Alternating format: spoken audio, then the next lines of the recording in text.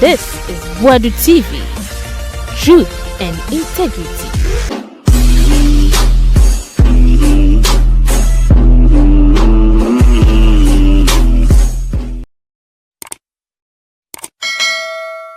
I Boadu TV. Yama mwenye na kwa first time na wa subscribe. Yenye na like yenye comment and Antoine Semenyo finally Man City. Yes. Mohamed Kudus nso epra. Yee, asema to Tottenham for. Na ebusia hot stories pa. Hot sport stories. Chese yede ebro Kineben ene mrante no. Omabwe mo Barcelona enso issues e wo ho transfer window no. Ebie no players ahodo bia making moves. Charlie I was saying about che na uti Kineben ene squad no. Antoine Semenyo ye winger. Many a G at the man said, well, soon dear when you position any role now, ye demand no. Football bar so for front, say, oh, you're winger. Oh, the any say, ube stay on the touchline. Now, we do dribbling skills, who do speed. Now, why your crosses the penalty box, and they four wingers, no, and you can say, oh, you're classic winger. And first, now, we are winger, you for goals and fire says so. You for numbers, I say so. And to be to say, Stanley Matthew. I know you're winger, then you goes near the assassin. Obi ti se Paco Gento na yemfa goals na asese no se wo check obi ti se Garincha na yemfa goals na asese no by football na grow football na nyini to the stand say we a winger stay on the touchline na keke no why crosses e wo se o move over inside no be contribute to team ni goals and mostly teams bebre wingers say o maba wiase no o mo kwa koye inside forward players and to check obi ti se Gary Bill oje ball no 110 ho a o move over inside o kopegu ahye hwe Mohamed Salah oje ball no 110 ho a o kopegu ahye hwe Lamine Yamal hwe Rafinha hwe Vinicius Junior just to mention few and say what check Antoine Semenyo as a winger ono so grow at ni role ni position as say me a winger me ngina touchline nye crosses nko a wo se meje ball na me cut inside na me kopegu ni bi hye and say ade ba kwa manipa dodo na adwea ba Antoine Semenyo ho eye ni ball na obo ni nyina eye numbers ni goals a osade aka ni game ne ho kene onim Semenyo wo ka sei Semenyo e wo 30 goals e wo Premier League ni 10 assists ono nko contribute 40 goals e wo Premier League ni a lot of Ghanaian players and about English Premier League player what goals kese pa wo Premier League ni Ghanaian player eye Jordan Ayew what 42 goals say Antoine Semenyo enra ni go no o say ne de na ko 30 wa ba beto so mienu enti wo Jordan free wa Ghanaian player wa goals kese pa e wo Premier League no e ya brand friend say Antoine Semenyo and they most likely say rate na brand ni si ko no say every season bia no o ma double figure goals the numbers no e ko nanimo bomb of 2022-2023 24 or say 8 goals. The following season, Baba 11 goals. Current season, was 10 goals. I likely say Obesha more goals. Now better the year in the last season. No, and as a winger, will grow a bit in the row. As I say, we a winger. Yenjinan 10 on your cross. I was a move over inside. Now me besha goals. We really medicals, no medicals. Now we know Manchester City for a signing 5.5 year deal, 5 years and a half. Eka home. Man City for 8 years 62.5 million pounds. Add-ons 1.5 million pounds. Into total no 64 million pounds. And a Manchester City for Nikia. Bomb of SRD Ashemu say Man City for say Tona. Or more 10% sale on close. The reason why a Manchester City for 8 years 62.5 million pounds near say. Nan can say Manchester City every 2 years and a 2 years cano. By Man City for the bomb of agree say only 2 years and a bit 2 years cano. And it's our 2 years no. First amount and nan 60 million pounds no. Man City di crack into a 62.5 million pounds. Ken ye wish you all the best. Pep Guardiola a top coach. A brand no any opportunity. The here say on giving it all. Or better gun in him no also at him because the future no a bright I wish Antoine Semenyo all the best. And rana me no dim komobi about Manchester United. Bana Manchester for den tiasie. Sankamenya Premier League table na. So which Premier League table na ken. Nan se Manchester United ni team so mo asie ho na eba omo ntimi nhyɛ. Manchester any Wolverhampton Wanderers boy. Wolves at the 20 a year 1-1. Team my friends at West Ham at the 18th. Manchester United in the boy a year 1-1. Nottingham Forest at the 17th omo boy a year 2-2. Manchester ni Leeds ebo omo the 16th a year 1-1. Enra Manchester United ni Burnley oda 19 boy a year 2-2. And it's a what take table now. Teams of Muguasi winning and Manchester City or say want to get 3 points no. And Enra na nyɛ sɛ Burnley extraordinary team. And yes, a Burnley goalkeeper na ye saves. And yes, a Burnley for defenders na defend very well. Manchester United we are seeing opportunities some bet to kill game no once. By opportunities a hold Manchester United for nya ni nyina no. O man timi an kill game no. And Manchester United o man timi an win no. E wo so mo blame o man kasa ho. Na ye game back one na ni se Manchester United. E bo draw. O ma sa drop points we ma. E bad for Manchester United but you will be say as time goes on nyoma best san e de Manchester. Enra was Spanish Super Cup. Barcelona SH 5, Bilbao intimi antika. First 45 minutes na Barca ama 4 goals. Kin to me, this season matches ama Barcelona nyina no. I think Barcelona best first half among this season nyina ni eye no game no. Enra, the first thing, lineup spot on. Lineup a Hansi Flick de chance na oye spot on because Lamine Yamal de bi o chance no coach ne se onye 100% fit. On risk no. And it's a what a Barcelona lineup now or is spot on from the coach. Roles are ye ma play be na roles no clearly defined. Obia ready man biano ye making sure say role no clearly defined how bet me a perform ye enti hono so ekoye de ma Barcelona. Approach our Barcelona the remu the tactical instruction given to the players. Barca players no et me follow instruction no execute approach ne tactical instruction very well ekoye enti no obi o hwe Barcelona bia no hu say you born Barcelona airborne no omo bobo as a collective body as a teamwork because omo follow instructions roles clearly defined and omo wie no individual players no omo set me express your ho a ye hu say Barcelona dominate Bilbao boboku no ade a me hu say Hansi Flick ye simple de di kan mostly anka Barcelona sia kanya o expecting a right back Kundi ne left back some be join the attack by Enra no most minutes Abrante fence Kundi Papa fence Hansi Flick Emma stay say onka defend the center backs no mienu now Abrante fence Boadu ni mum no enjoy the attack the moment about the ebe join the attack no Rafinha move by inside and kamenye no Rafinha move by inside now I draw a midfielder from Bilbao around him. Now on the right, on the left side, Barcelona enya 2v1 advantage because Boudi ebe join the attack. Rafinha be move inside. And to time be Barcelona attack just one pass or more 5 players. I will team a friend say Bilbao and Casa half. Na Frankie Dion and Pedri. Lead rotation no. And yebo game the first 45 minutes. Barcelona full shape and no the attack no. 3 at the back. 2 in the midfield. Frankie Dion, Pedri no more LED rotation no. Na baba be 5 up front. Omo di wie team your friend say Bilbao enti yehu Barcelona team omo control possession calmly yehu Barcelona team now we say omo ball circulation of the ball no confidence omo di circulating ball na e was through at the same time omo attack here direct enti yehu Barcelona team offensive wise na Barca e was through bebre SM Bilbao defensively now we say omo ye well composer hardly na won say no Barcelona for ebeye errors leading to go and say no check Barcelona total gameplay na omunya total control enu ahwe Barcelona attack omu use ye Rooney Badji eshegu 2 assists Rafinha 2 goals 1 assist Fermin Lopez eshegu 2 assists Ferran Torres eshegu enti every corner of Barcelona attack no players ni na no omentimi wa wan shegu no obeye assist e tro say enu Barcelona attack no ubetima classify ne say na a flammable attack in football ye ka say team be use flammable attack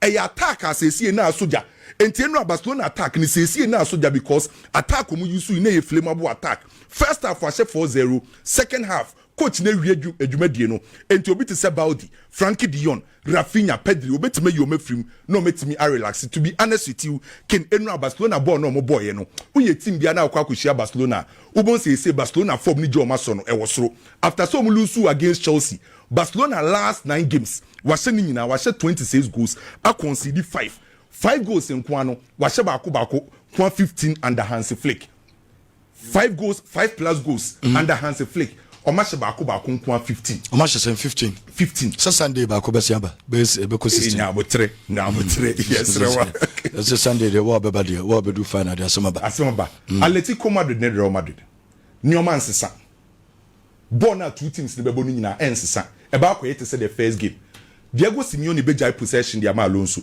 the obeye ne yese try so dominate the phases of play how am defend very well how am dominate Real Madrid the final third so me Alonso ade a me ye ne say me focus on possession o kwa koshia Diego Simeone ade a wo say ye ne say ube use the AIAO approach, all in all out, because oh yeah again say o ko focus on possession bebrea ebe how now saying Barcelona achi Diego Simeone no shena o focus in possession.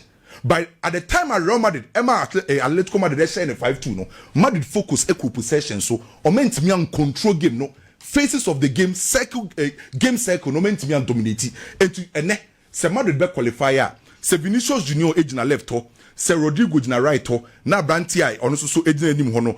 Striker Gonzalo Garcia age na nim ho a. Omo attack ya who expect se Fedi Valverde beba, Alvaro Carreras beba, Jude Bellingham beba, Camavinga be join. Ye lusu ball so a. E was say nim for no so involve e defense so na aye all in all out. No one make sure say usu betima take you opportunities no.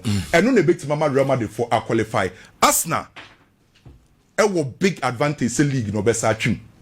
Liverpool team was saying any the best. So the only way for Arsenal is say obe take advantage. Momentum na Arsenal for this time around. Ni so obokele no. So much Michel Liverpool e be sa build Arsenal for the confidence no. Arsenal big opportunity Enra City drop points. Liverpool even play also go goals kese Iketike and opa say coach ne person for ten the ball. Only 100% fit. So we say Arsenal take advantage. Well, Kwame, Arsenal and Arsenal as a video omu blue video na just no no somebody could say 8 points nothing can legally we Adolson Bremo na media maintain ma biase say ye pa bo ya ye ko bamba pesi we planety ode yenhwe na Mbappe afi wa shishe clubs na onwa no pebo enye sanka esesenka we prada dada say Madrid for granting him so monko final so monko ana we is a kwame correct as a GDB anim say ball no mo bone no o supporters be bring person monko final ana we na udi komo na Ken say ekoba say Jabi Alonso so mo hye ni bebria ebia mpanyifo no might sack him na de ba ma no mo pam no kese pa ne se obehye ne na wakulusu kese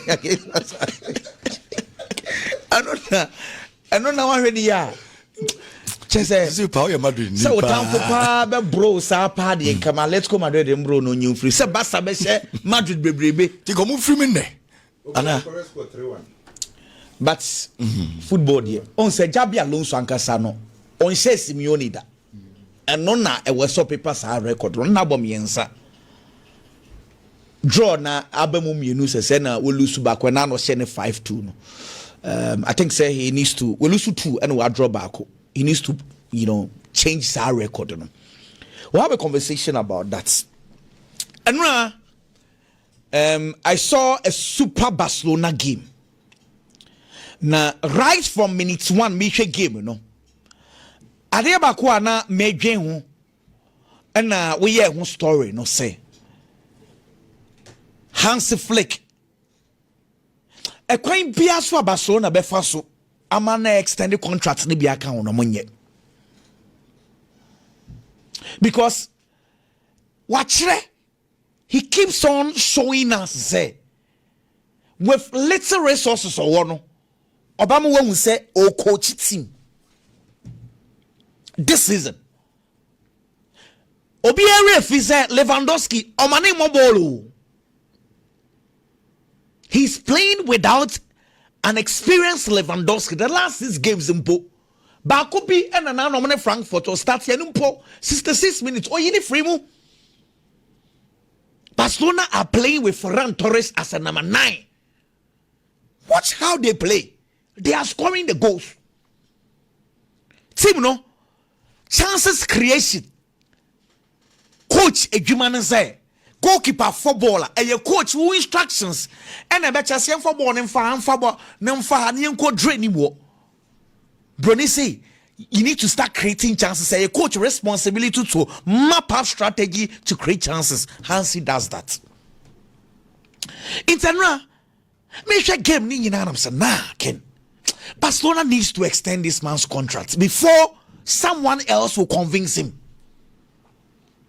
Because onye sika kesi o we ma menka asam kire Jabi Alonso all free team no mo akono na oji 8 million euros a year. Don't forget. Chabi, the first contract na oji 4 and omutu 8 million euros a year. Hans Flick ebeji ejuma na the first year oji 7 million. One ka obeti ase. Hans ni mo du bebre chain. Jabi alu. So chain Jabi Hernandez. On complaining obaya no beji 7. Nancy no mu 2 contracts no mo dey akwa 9 million. Enu pay papa. Just 9 million na papa neje. How? He's quiet, he's working. Ejuma no one here. Very, very good coach. Dear Tosubiu. Ken. Bomb of Fuebu Manchester City. Na Mimi City ni, I will be very honest with you.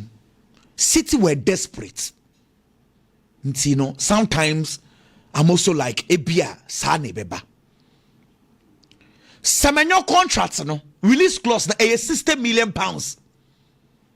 And add-ons 5. Fixed fee £60 million. Na normally maka any ha cheche mu ha bebre say untimi release clause you go and negotiate. Until sometimes negotiation you discani be ho. Let me give you one example. Manchester United Joshua Zexi. Now the release clause £33 million. Manchester United £36.5 million because Otua kesiye se ne beya obechi chembronis amortization otua ne kakran it makes sense. Let me give you another example. Martin Zubimendi. The release clause €60 million. Arsenal for 70 million euros because obutu and kakran sanity. A mandre de pair and who say recent times omutimi bomb of fonsem ejidin house na one first can be and can £50 million no and one otria in 3 installments. So the ideal thing to say wo ko be na release clause no won't mean tam sikani boom enchia normally wo sikani be ka homa no na wetuetia. That is the ideal thing. The entire me say bomb of Webu Manchester City the any say bomb of the no why you Manchester City edge 10% sell on clause. How 10% and why they count? But it is okay because sometimes I feel like okay, City were desperate. How many options? And let me show you why City are desperate and why Antoine Semenyo say ebeye ye o City and say enye. Let me give you one example here. Manchester City we need to ask 8 games and no be about Manchester City abaso. Now I'm saying the last 3 games City about Sunderland, City about Chelsea and then City game on the Brighton boy. City against Sunderland. City created 5 big chances. Bakumpo and shit. And now Manchester City created 6 big chances. City and Shegu. What Pep Guardiola needs and a creative player. Seba creativity. Manchester City our Ryan Cheki, our Phil Foden, our Tiani Rendesemo. Our options bebre. City's problem and your chances creation. Let me give you one example. Premiership anymore. No team and they create chances at Manchester City. If I'll get a table. City created 72 chances. Premiership. Obieno wise I can't if I'll get a table. Obieno wise oh here television so I can. Obieno yet Kotima aside chances pa the same Manchester City. So statistics tells you say chances creation and Manchester City's problem. Say Ayobia or dribble a creative chance. Pep Guardiola Uncle Antoine Semenyo da. Semenyo yen style no. Me yen no egana ni. Se Semenyo oko na oko tene ne what to say the oya full folding. Se said oya ran checking or be tria. Ya de bet na bench sa no obobi. He can never be full folding. He can never be Ryan checking. Nemum the entire Manchester City eye desperate. Why could you see can any kwan so tuane say City here goes. City here obi a ball no beto no a obebo ball na de ahye. Enu ti na mko fa Tijan Renders ba ono so ene efa kakra na ateko any one no one beto wo mu ntimi hye o. Chesa Haaland so so to be na tia fa so. Ko se ne ma Inti se Semenyo beye ne ho te se de na obo mofa to de bia ball no se da mo but Semenyo be se go. So se Semenyo be fa ejina how he will react because the chances the City will create ebeto no a ne nanshe po no mu a as long as se Semenyo nanshe po no mu no Manchester City level no be wura mu saa because what City needs today, what Pep Guardiola needs today, and yes, someone who will be creating chances, someone who will be getting him the goals. Into Ghana phone call and you're worried. And a Semenyo bebo boni piana, and a Semenyo no de toto Rian Cheki who no de toto Manchester City wingers. Misha, if you do this analysis, that is not what Manchester City is looking at. City no ya kwato Semenyo because ya nimso ne nanshe po ni mu. It is our ba na oshe goals na ball no krombo bia de bia obebo ni bi. Yenua Semenyo ma ona hwe po ni mu because that is what Pep Guardiola needs. Ebio hwe Ken yenua Kudus wo hu ye mompa ma no. Enra one more Tottenham game ni we pra. Na mera ho de ma Kudus hwe Tottenham team no. Club ba kwa yebo wieye ni coach no akofa Arsenal bottle na Arsenal cap na onu ano na players and supporters kuntokwa na Christian Romero abetwere bibi na odidi ni board fo na tam hwe ma menka asem kiro dentia Ghana fo ye bufu ya na ese Kudus enfri West Ham ne say West Ham na nye stable club ba kumpo na who be West Ham United Kudus aswanso akwakoto problem kese kra mu ti se Tottenham Hotspur. What we are not looking at say a Kudus asamwa Ghana for mo wini ko Kudus ho because West Ham United and more Kudus baako kra they bear problems. Your coach is David Moyes waba amfa Le Petegui aba Graham Potter ma anoso amfa coach is ebe coach Kudus ni nyina papa bi enim. And I'm a Kudus born is AC ni trase. Now who free West Ham United was kwa Thomas Frank mo born no mo born basa problems some kwa na what Tottenham Hotspur. Say Tottenham anye stable Kudus born no MPO. I said Frank Ebano. Hey Kudus bi o say Frank Ebano yade. Why na yade? I Thomas Frank. What one? Oh by say na ye. Ken Ben Papa Ben. Thomas Frank. Ken me I felt sorry for Kudus honestly. Because this season, Kudus is not playing well, but the numbers are not bad. It is not bad, but nobody is talking about Kudus. Because I assist by 5, at least 8 goal involvements. They say you're bad. But what did the Michu yes? But Obi can answer. Obi and Fina answer move because the club is stable. Even so, Obi develop it as a player. Ejina coach is now over from some new. Ofi Ten Hag. Now I call Albert Schroeder. Now I beto David Moyes in sim. Now Le Petegui. Now Graham Potter. Now Faye Thomas Franka. Cratchit coach is now Kudus you for win 70 nan. And for Onya coach be say. Oh yeah, developmental coach. They say the Ebi Andoni and Rola. Mo coach is somewhere positive. Coaches are and yet defense Thomas Franco a defensive coach. Coaches are DBI he's looking at. And mini squad there, but open up. Let's play. Someone who can develop him. Almost sign. Kudus won football no. Because of baby okoye any injuries no. Say bi mu kwaje dey pass Amado Crazy sign. Oh, I'm telling you. But say Amado dey small boy. Ken 2 years in Amado dey sign Kudus who bebre na Ghana for no. Oh, me say Ghana for no. Ye pe wasam ana ye pe wasam. Amado dey sign Kudus. And yes o sign wo 2 years no we sign no. Amado. Oh, Ken, see me say Ghana for ye pe wasam and ye pe wasam. But Kudus powerful no. West Ham, Tottenham, and Famano. Well, my big brand. But what did the bicho yes? Time to call. But It's something. Elders and the Kudus. When we were Mukakra. Kudus situation. Thomas Frankie, the one on the club. Biggie. What do you answer? Spurs Stadium for fair. Omunkwana was stadium for fair for Omunim Bob. I did ya. Almost stadium for fair. I born. Eh? Oh, we have a chance for your bobo now. We have a West Ham Spurs bobo. Yeah. Oh, what's that? A chance for the Cobabia Spurs for no. That be said. I'm on deserve a stadium. I'm on deserve a stadium.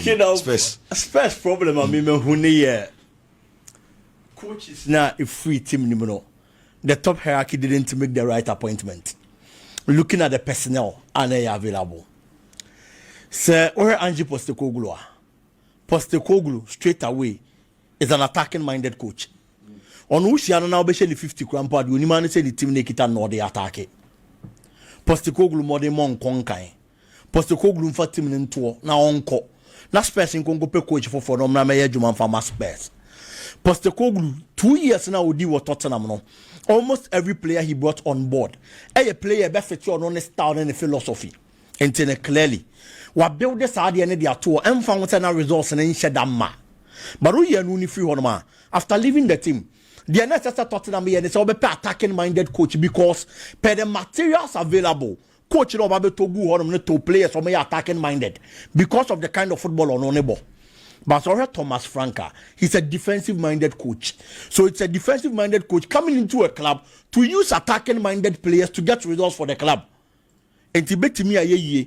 But the bay yen enya 1 season at the and today was so based on the appointment on my year any personnel available on it is going to take more than a season and some results are almost penal on such as say casa results no it is subobi wo I the bobi wo Tottenham bobo ko ni ma me hu say the top hierarchy omo ya appointment of coach Thomas Frank and I criticize our problem no e dey am Tottenham it can work. But it be more than a season. And I say after this season, and on measure yes or muhu chance sayano. Ken, and na Chelsea, a Lucia to a Fulham Bobo Kono. Now, one of the reasons into Chelsea Lucy's game was because of the red card at Chelsea. Me jitum say a lot of the people are going to say sir, red card na nyobi ne kwatwa ma e one wakwa kwatwa. And when you red card am fast won so, and now they Lucy game no. This is not the first time Chelsea has suffered this kind of fate this season. English Premier League anymore. At a point, your Bob Premier League need do a certain stage. Chelsea team Bob 5 matches. Not 5 matches. Now what the red cards by 3. Chelsea team need dia money free pack so. Emma technical man and 1 chain Enzo Maresca crack or GB. Chelsea team Bob 7 matches. 7 matches near Mubaya 4 and answer 5. Chelsea Bobo corner the red card. Red card need be a costly. It affected Chelsea team in progress and your performance. Obian Kai Shekrampo Chelsea in Brighton. A typical example. It was a game and a Chelsea kita game, no. But in the second half, Chelsea Bobo Koni be D red card. Chelsea D red card results unnecessary. A Daneye Eko D Brighton Bobo Koni them. That red card was unnecessary. And now, early stages of the game ni Yemon baby around by your 22nd minute or so. Now he rolls in a football, Kukureya. An experienced player being the last man. Ken, no akwa yet this unnecessary foul. I could do red card the akwa Chelsea Bobo Kono. Kukuraya, with no disrespect, didn't apply wisdom. Football, I thought they had tactics and system on Kwa. Wuna would give them the system you saw again. Baby, I'm not born one. It was 0-0. So Jai play and no share game in pa. Ken endure 70th minutes. Endure 80th minutes. Now I saw a shot. A bad day Chelsea bet me about back. No about bete Debbie near about around 22 minutes and this all cock was our born in poor still over time ever honomoa a 11-11 full of inequality in fan change Chelsea Bobo Kono it is an air pair and Chelsea be advantage in what to be full of my ball now Abia Baba Tikano as I soon point a winner but he decided to take a decision and fan fast one Chelsea Bobo Kono red card now D and on a cost Chelsea Bobo Kono and I am happy say now Rosenio our park and so before he takes over the job fully our best start here Jumano there are certain players he has to talk to them because this season red card has been one of the biggest problems for the Chelsea team cost you a lot. And McFarland also say obesua adwuma ana because kakra ya waye die enya adwuma no obeye wo. I don't hear it. Oba besua de. And now there were certain some selections am watch Chelsea Boboku. Why did he put Kopama on the right flank? This season, play about Chelsea right flank. I watch so Bobo the by Pedro Neto. Since a Pama buy no, they no koso. Ken, I don't know. Or you play a Watson and only 100% there, but at least it do be a quality no Ukraine no. And play a Watson and Chayache. A bit take time Kakran San get to the best of form. A display a Watson and Chayache. Now one signs on fan money favorite position there. Oh, we can play and strength. Aside, play about the right wing man near Macon kind of Chelsea part this season. Hey, Pedro Neto. Or the Nico about the left wing. You have weakened another player's also strength. Into Chelsea Bobo selection now or at the point. And I said, no, so count on the cost Chelsea Bobo into a cat team no home, Ramacon, no Juma, our technical team. But boys, so now maybe say because almost started again for around for 5 minutes. Now you look at it also do. They were too physical. Minim de no mo hwehwe. Minim. Also this is in 7 red cards all competitions, 5 Euro Premier League, 5 different players. Omu did red card nessa. And 10 against 11 team Ben a Premier League team there no. Even Burnley mo kra no one we have to find. And especially when a ban temoa. A bad thing. Chelsea in Brighton, the Chelsea did in the second half. Or Lucy game no. Now how much more we in the first half? Now who could do red card? Abra 11-11 na full of my whole damn also. It was unnecessary. And that is why I'm saying that many Gisena coach was in here. I was stadium our game in be. This should be one of the near money players in the back of and son of best start here Juma fully. Me wishing all the best. Ken story away about a coach Hansi Flick no. Honestly speaking, Barcelona and penny for them phantom trim. Except for the past 2 seasons, almost best signing Hansi Flick. Any player biao. They have to know. Barcelona best signing for the past 2 seasons. Coach I friend is Hansi Flick. A Jumana Papa never found Barcelona Boboku no why no. Say Barcelona Lucina, especially looking at their financial situation. Barca be rough. Sika Samenye. And a one manager who sika samena enyano. O make sure say players na wo hono no. O be improve your mo. No do ma bobo papa dia ma. Hwe quality of Madrid at within this years. 2 years no. Players aba Madrid bobo ko nim. Money so ma spend. But sa 2 years no. Baako Hansi Flick agi league. Second season no osa lead e was Spanish La Liga nimu. It with limited resources. Hwemode ma obode ma. Last season one na Spanish La Liga best player. Na Rafinha. Before Hansi Flick beba, na Barca supporters say Rafinha nya de omompam no. E ka to ne bro, and ka Rafinha ko Saudi Arabia. E kokosi yakan. Just because na the performance of Barca na nye. Hansi Flick na improving no. Lamine Yamal has played his best football for Barcelona under Hansi Flick. Under Hansi Flick no ball akodi second wo Ballon d'Or mu. E honum na Ferran Torres mo ball. Frankie de Jong is a rejuvenated player, revitalized player under Hansi Flick. Pedri for the first time. Ebo full season a year who injuries under Hansi Flick. Mabasa nye mistake. Emma papa ni nja team ne honko. So mu ye mistake no ja team ne hokwa. That would be the worst decision a Barcelona team ne take in years. And said the American yakano. Basa be brankasa. Oja woko na Luis Enrique befa. Send na just say no. Luis Enrique befa no. Can they give him money to buy players to work on the team? Obasa Luis Enrique so use my euro money of course. But you do time be now. You do time be now upper left winger and near the onimbo pano. Yet is kakofa Kareskelia. It's your own mass. I can see about kuna obeto about bishimno. Basa biti mi ayama na. Okay. Biggie. Our Manchester United Bobo Conenso Soye, Yasem Akrano, Watrasiti, Nanesemi, or did you pass under Ruben Amorim, or Yanadian Sobako?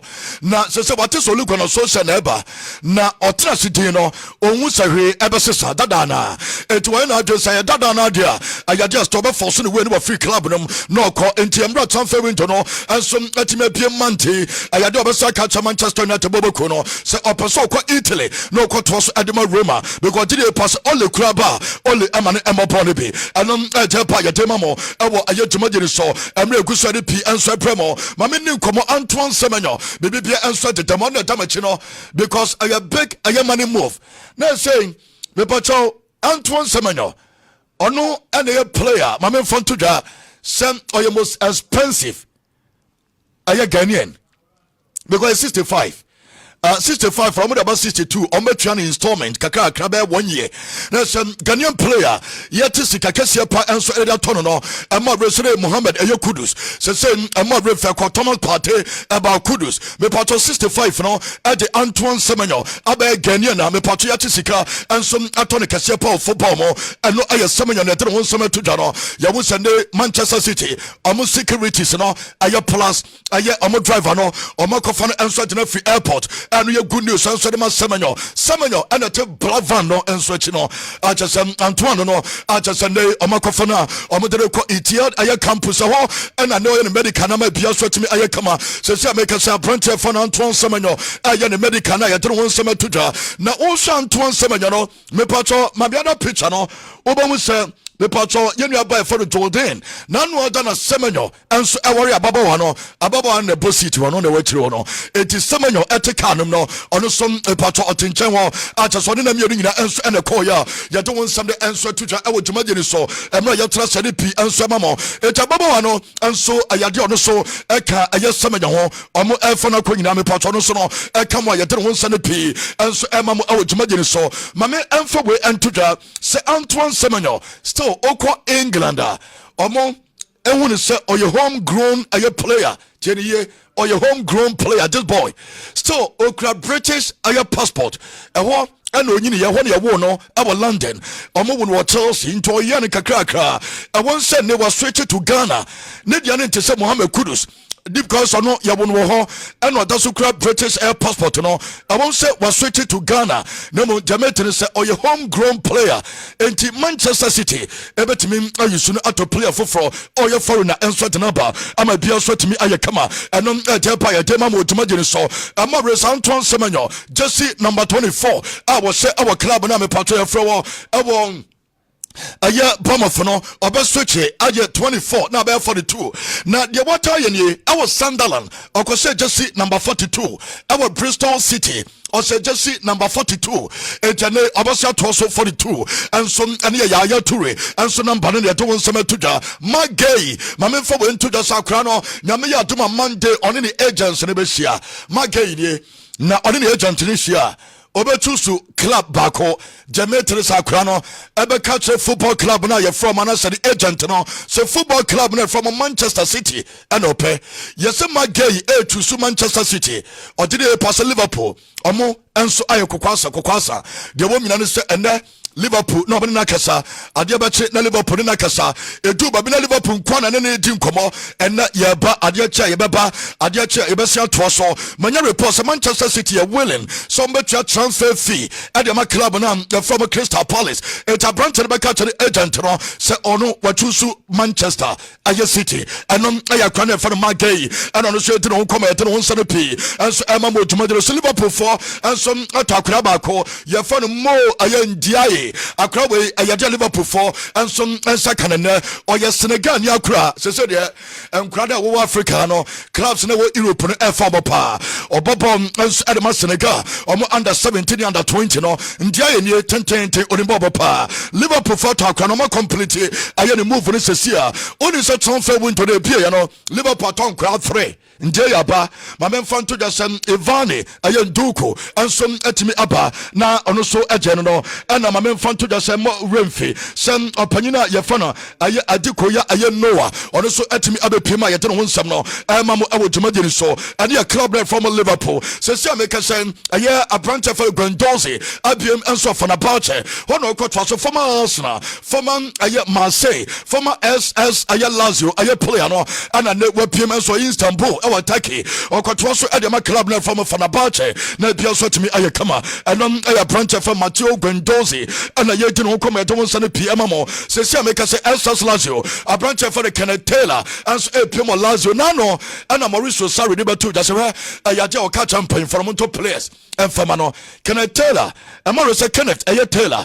ɔbɔ ɛwɔ Ajax mete report sɛsi a sɛ abrante no ɛpiem nso ɛwɔ club no a yɛfrɛ wɔ ɛyɛ SS Lazio ɛno so ɛpama Peter ɛyɛ Ragtok ɔno so nie wakɔ akɔdu akyɛ sɛ ɔno so bɛtoɔ so ɛde ama Lazio ɛyɛ Boboku na ne clubs no ɛgu so ɛsane ɛde wo nsɛm no ɛma mo ɛwɔ dwumadie so ma ne yɛ Chelsea yɛde pii nso ɛma mo ɛnom ɛde ɛto dwa no mepɔtɔ FIFA mpanyimfo gyere pa sɛ ɛyɛ FIFA World Cup no ɔmo ne ɛyɛ Renova for ɛyade a ɔmo pɛ sɛ ɔmo yɛ 3D ɛyɛ images ɛnso ɛde ma player bia na ɔmo nso ɛde players ne images ne bɛwura machine nom ɛne yɛ semi automated ɛnti ɛmfa ne sɛ ɛde Ghana yɛn players no yɛde bi bɛbobɔ obiara ho na bia so ɛka mo bɛn ne saa de ama obiara no de ama machines no ɛnom ɛde ba sɛ ne sɛ kɔba sɛ player bi ɛyɛ offside ɛntantam na nya fɛ ne yɛ bɛ delay ɛyade mpato images no ɛno bɛpie ama obiara nso atumi ho na kyɛ sɛ referees ne ato game no so ntantam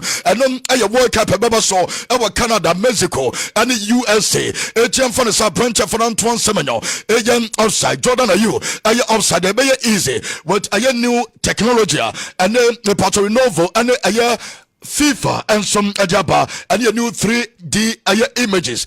Me patrol Jachene 1,248 players and about FIFA World Cup no so 1,248 players no on the Obiade and more race countries in no 48 Obiade 26 players and APM 48 26 no I'm at 1,248 no because semi-automated outside the technology na so FIFA World Cup no me patron Obiade 3 D image yɛde bɛhyɛ machine nom na abra ama offside ɛne sanya ma nyina no ɛno ɛto me atwa na bia so ɛkama ɛno ɛte pa yɛde ma mo ma memfa nto da sɛ no pimo Arsenal ɛbɛreche eze the last 4 ɛyɛ matches Arsenal bɔ mobi na ɛyade amoa because former kwano so ano edu ba bi ɔbɔ hat-trick ɛde tia Spurs ɛbɛreche eze the last 4 ɔmobi Noni Madueke ɔno so ayɛ den sɛ Madueke ebenya games ni bi enso timi abɔ na yɛsɛ ɛbɛreche eze deɛ no ɛyɛ Martin Odegaard form na wafa no ama ayɛ den ɛdɛma eze sɛ ɛbise bɛnya bɔ no bi enso abɔ ɛna branch for Noni Madueke so no sɛ saka bɔ no mu ayɛ den ɔno so ɛntanya games ni bi ɛmmɔ Mikel Arteta so yɛmfa ntodwa sɛ no kura pɛ wɔm no sɛ players no ɛyɛ aware ɔsɔ ne ɔmo di nkɔmɔ game bi ɛba so a ɔkyerɛ reason tia ne on start game no ɔde ne pass players no nyina no obiara nya brace up so ɔyɛ bibi ɛkyɛm fa ne sɛ eze sɛ no de ne gyina game no ma kwa no 4 games ɔmo bi ɔbɛkɔmpa ɔde Noni Madueke bɛgyina mu a ɔno so bɛyɛ adwumaden pa ɛkyɛm ɔde ne pass anya deɛ sɛ ne ɛbɛtumi afɛte players no na mmom ɛbɛma players no ani abrɛ ɛyɛ mmɔ ɛno ɛyɛ kyɛkyɛ no yɛka ɛyɛ squad ɛyɛ delta bepatɔ Arsenal squad ne kura mo no ano ɛsepa because these two kura no ɔmo nso ɛtena nkyɛn ɛno ɛkyɛ pa ɛgyema mo oni sɛ yɛn black ma memfa saa nsɛm nto da sɛ na ɔkɔ na so yɛ Atletico Madrid goalkeeper no ɛnɛ mepatɔ ukotwa bet Super Cup gamer Real Madrid ni Atletico Madrid ebono German Pascal mu team no se ukotwa bet na do penalties I withdraw because walusu 3 penalties all 3 penalty aye shootouts e de Madrid enom aye opanyina efo Yano Black on Madrid isia na ye penalty shootouts a wontimi Madrid form qualify and we say game ya come on some 90 minutes and edu enu no aye straight to penalties no extra time e tanom e je pa e ma muntene game no do penalties a Yellow Black records no and some in favor no eno aya krano kona so ya aya jepa ya dema mo yes Manchester United playing for the day pass omo nyina aya top coaches omo nyina aya number 1 omo ko omo boma emwa Ole and Michael Carrick mpanyinfo no bi suggest sɛ no amede tu dwa no saa de ne nkɔ mamienu mom na yɛ ma baako nyɛ ɛyɛ head coach na baako nyɛ assistant coach yɛsɛ mpanyinfo no gyere pa sɛ ɛmmoa Michael Carrick no ɛwunu sɛ no ɔyɛ top coach obɛtumi ayɛ adwuma no oliko na so sɛ gyere pa so no so ayɛ adwuma no bi da ɛkyɛ yɛ dɛn sɛ separate ɔmo na yɛyi baako na bia so atumi yɛ kama ɛno ɛkyɛ ba yɛsɛ mpanyinfo no bi bebree ɔmo de ɔmo gyere pa sɛ nkɔmɔ mfa Michael Carrick ɛyɛ this man ɔmo gyere pa sɛ Michael Carrick no ɛna ɔmo fa ne bɛboa na mmom Oligona Solskjaer ɛyagye ɔbacken Alex Ferguson ne mpanyinfo no bi ɛtae Oligona Solskjaer akyi so ɔmo gyere pa sɛ ɔno na ayɛ adwuma no bi da ɛtɔ ɔmo fa adwuma no ɛnso ɛma no ɔmo dema no obɛtumi ayɛ adwuma no ɛne ɔsɛ ɔbɛgye 50,000 pɛ ketewa bi kakra bi a week na ɔmo de bɛma no na kyɛ sɛ ɛne ɛkɔba so tumi qualify ɔmo ɛde ɔmo wura mo Champions League ɔmo de 4 million no ɛnso ɛgya ma no nti ɛyɛ de Ole deɛ no yɛ na mmom yɛsi bebree gyere pa sɛ wode Ole si wɔ na de Michael Carrick asi wɔ ɔmegyere pa sɛ Michael Carrick no ɛkɔ no bɛtumi mpɔ Manchester United mɔ na mmom Ole backen no ɛyɛ strong ɔmɔmodi Ole akyi no ɛyɛ strong ama ne Ole ɛyɛ favourite sɛ no ɔne ɛbɛyɛ adwuma no na mmom mpanyinfo no ɛmpɛ ɔmɔ mmienu Jamaican no ɛne sɛ adeɛ baako ɛnso ɛne ɛbɛbɔ Declan Rice ɛgu so ɛbɔ adwuma na totɔ ne nyinaa regard ne sɛ ɔyɛ the best midfielder ɛwɔ Premier League no player ɛna ɔyɛ midfielder wɔ Premier League no ɔto this boy